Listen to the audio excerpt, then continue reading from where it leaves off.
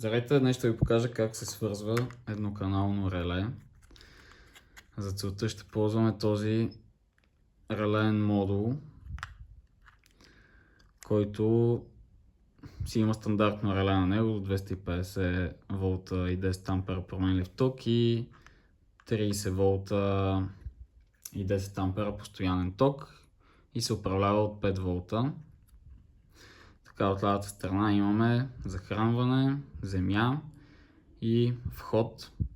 В случая този модул се управлява от високо състояние или от 5 волта, т.е. когато на входа подадем 5 волта, релето ще е включено. От другата страна имаме нормално отворен, common и нормално затворен режим.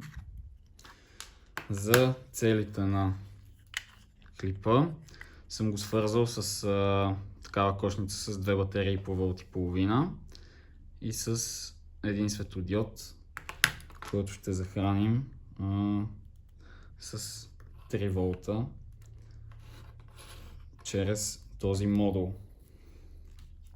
Имам тук и едно Arduino Nano, което ще използвам чисто и просто за 5 му волта и земя, които има.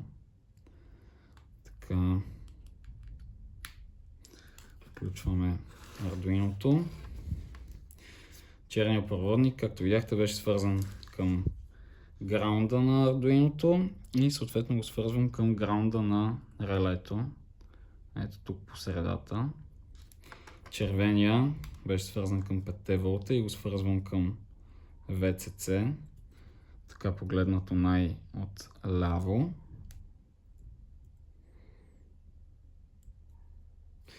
И светва червения светодиод,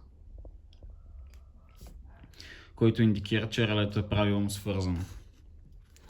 Сега като включа това с батериите.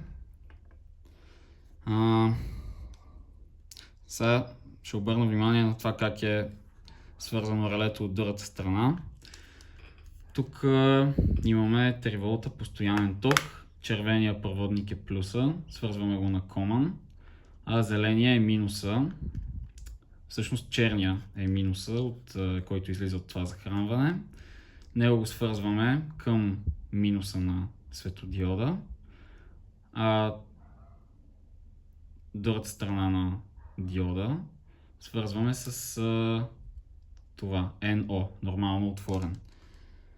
Това означава, че когато на релето се подаде високо състояние, то ще включи светодиода. Ето сега ще ви го покажа. Кафявия проводник е отново просто 5 волта от Arduino-то. С него ще симулираме високо състояние на релето. Така, и ето светва светодиода. Също така светва и този зелен светодиод, който показва просто, че релето е включено в момента. И ето, както виждате, диода свети, когато го махна. Така, кафявия проводник спира да свети. И общо взето това е.